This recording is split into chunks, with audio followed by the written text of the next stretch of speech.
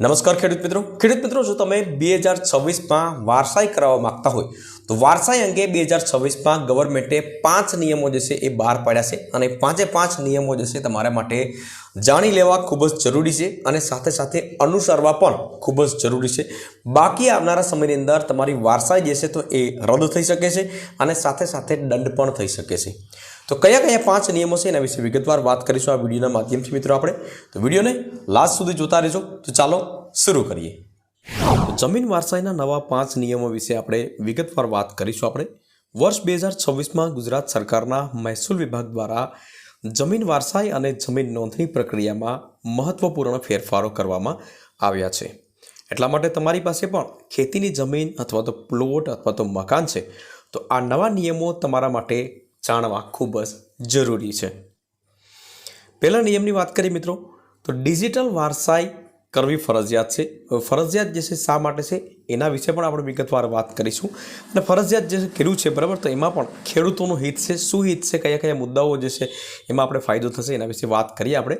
तो 2026 में नवा नियम मुजब मात्र ऑफलाइन अरजी करवाथी तमारी जमीन जे छे ए तमारा नामे चढ़ती नथी, कारण कि प्रोसेस जे छे अधूरी छे पण तेना माटे ऑनलाइन अरजी करवानी रहेशे।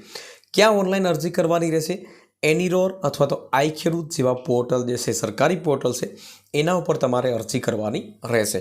जो तमने अरजी करता न आवड़े तो तमारा गामनी अंदर जे वीसीए होय तो एनी पासे तमे अरजी करावी शको अथवा तो कोई पण ऑनलाइन काम करता होय त्यां तमे अरजी करावी शको छो।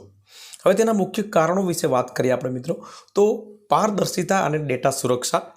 कागळ परना दस्तावेजोमां चेकसाक अथवा तो खोटी एंट्री थवानी शक्यताओ जे छे रहती होय छे, परंतु डिजिटल पोर्टल पर डेटा सीधो सर्वर साथे जोड़ायेलो होवाथी तेमां कोईपण प्रकारनो चेकसाक थतो नथी। बीजी वस्तु मित्रों के अन्य कोईपण वारसदार ऊभा न थाय एटला माटे केंद्रीय डेटाबेस हवे तमारी जमीननी विगतो आधार कार्ड अने फेमिली आईडी साथे लिंक करवामां आवशे। एनाथी ए खबर पड़शे मित्रों के वारसदार साचो छे के खोटो छे, एटला माटे अन्य कोईपण खोटा वारसदारो ऊभा नहीं थाय। त्यार पछी बात करिए गैरकायदेसर वेचाण अटकाववा माटे। गैरकायदेसर मतलब के घणा बधा अत्यारे जे छे 4 भाई होय तो बराबर तेमां एक भाई होशियार होय, 3 भाईओ जे छे खेती करता होय तो एनी जाण बहार क्यारेक क्यारेक जमीनो जे छे वेची देवामां आवे छे। तो आ डिजिटलाइज वारसाईथी आ बधी वस्तु जे छे अटकी जशे, कारण के तमारा वारसदार जेटला पण हशे तो एना तमामना मोबाइल नंबर जे छे एमां लिंक करवामां आवशे अने एमां कोई पण चेकचाक थशे एटले ओटीपी द्वारा एने एलर्ट जशे अने जे छेतरपिंडी जशे अटकशे। तो आ पहेलो नियम छे। हवे बात करीए मित्रों बीजा नियमनी, दीकरीओना वारसा हक अने सहमतिपत्र। 2026ना नवा नियमों मुजब दीकरीओना वारसा हक अने सहमतिपत्र मतलब के कन्सेंट लेटर अंगेनी स्थिति वधु स्पष्ट अने कड़क बनाववामां आवी छे। सुप्रीम कोर्टना चुकादाओ अने महसूली विभागना नवा सुधारा मुजब हवे दीकरीओने बाकात राखीने वारसाई करवी लगभग अशक्य छे। समान हकनी बात करिए तो दीकरी परणेली होय अथवा तो अपरिणित होय, पितानी स्वपार्जित जमीन अथवा तो पूर्वजोनी मिलकतमां दीकरानो जेटलो हक छे तेटलो ज दीकरीनो हक पण हवे गणाशे। 2026ना नवा डिजिटल नियम मुजब पेढीनामामां दीकरीनुं नाम पण दर्शावવું हवे फरजियात रहेशे। मतलब के दीकरीना लग्न थई गया होय तो पण 5 वर्ष 10 वर्ष पहला पण थई गया होय तो पण दीकरीनुं वारसाईमां नाम एड करवुं जरूरी छे। वारसाईमां नाम दखलवुं जो पितानुं अवसान थाय तो वारसाई नोंधमां दीकरीओनुं नाम आपोआप चढ़ाववुं पड़शे। जो कोई दीकरीनुं अवसान थयुं होय तो तेना बाळको दोहित्र अने दोहित्री पण तेना हकदार बनशे। मानी लो के दीकरीना लग्न थई गया होय 5-10 वर्ष पहला अने एनुं अवसान थयुं होय तो तेना पुत्र जे छे दीकरी दीकराओ जे होय तो एमां पण एनुं पण वारसाईमां एंट्री दाखल करवी जरूरी छे। मतलब के अथवा तो तमारी जमीन जे छे तो एमां एनो हक बनी शकशे। त्यार पछी जो दीकरी जे छे पोतानी रीते हक जतो करवा मांगता होय तो हवे पहेलानी जेम सादा कागळ पर सही चालती नथी। तेना माटे रजिस्टर्ड हक त्याग लेख अथवा तो विशिष्ट संमति पत्र पण जरूरी छे। બરાબર. હવે પહેલાં સાદા કાગળમાં સહી જોર બડાએ ક્યાંના કેવી રીતના બનતું કે ભાઈ જબરજસ્તીથી કરાવી લેવામાં આવતી, પરંતુ હવે એ વસ્તુ નહીં બને. હવે રજિસ્ટર હક ત્યાગ એનું એક અલગ ફોર્મ આવે છે અને અથવા તો વિશિષ્ટ સંમતિ પત્ર જરૂરી બનશે. હવે આ 2 નિયમો પૂરા થઈ ગયા. હવે વાત કરીએ મિત્રો ત્રીજા નિયમની. ત્રીજા નિયમ પણ ખેડૂતો માટે ખૂબ જ સારો છે. સમય મર્યાદા.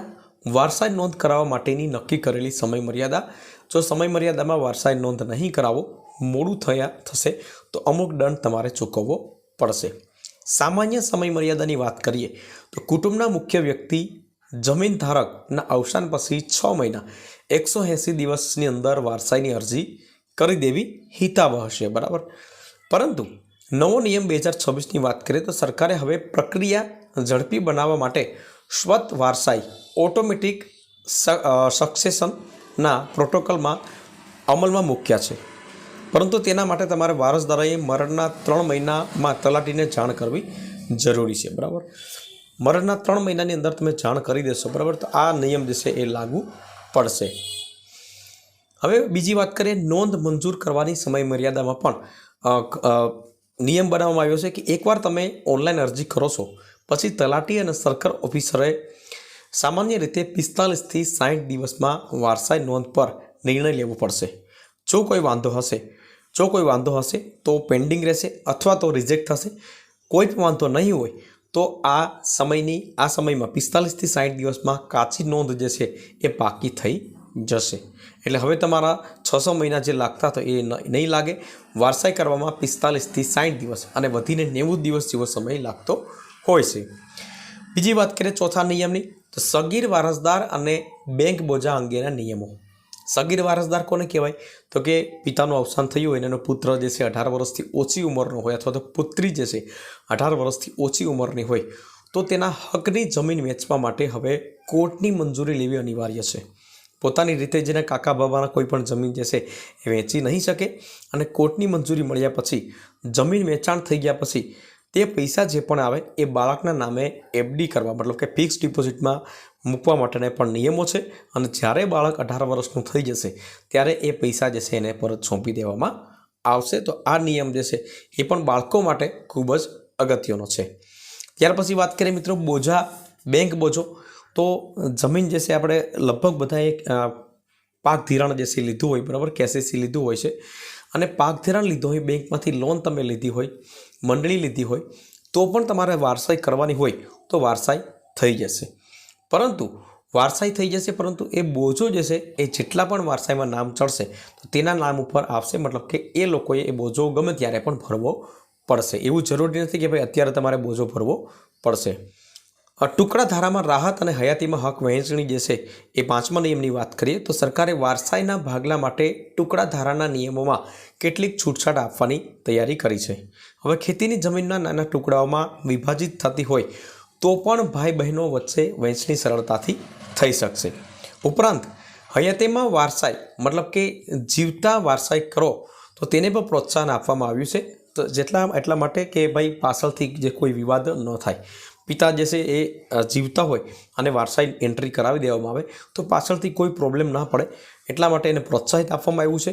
અને ટુકડા ધારાની વાત કરીએ આપણે તો પહેલાં જે છે 2.5 વીઘા અથવા તો બિનપિયત હોય તો 80 ગુઠા જે છે એ નામે થતી હતી, મતલબ કે એમાં વારસાઈ થતી હતી, આવી રીતના અલગ અલગ થતી હતી.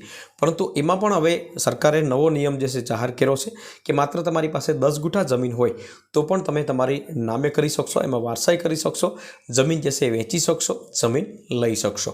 તો હવે ટુકડા ધારા વિશે જો તમારે ડિટેલમાં વિડીયો જોવો હોય તો એ વિડીયો જે છે એ આ એન્ડમાં મળી જશે અથવા તો નીચે એની ડિસ્ક્રિપ્શન બોક્સમાં એની લિંક રાખી દઈશ તો ત્યાંથી તમે ચેકઆઉટ કરી શકશો. પરંતુ વારસાઈ જો તમારે 2026માં કરાવવાની હોય તો આ નિયમો જે છે કમ્પલસરી તમારે ધ્યાનમાં રાખવા જરૂરી છે. બાકી આવનારા સમયની અંદર તમારી વારસાઈ જે છે અટકી શકે છે અથવા તો દંડ પણ થઈ શકે છે. મિત્રો તો વિડીયો ગમ્યો હોય તો વિડીયોને એક લાઇક જરૂરથી કરી લેજો, શેર કરજો અને ચેનલ ઉપર નવા આવ્યા હોય તો ચેનલને સબસ્ક્રાઈબ જરૂરથી કરી લેજો.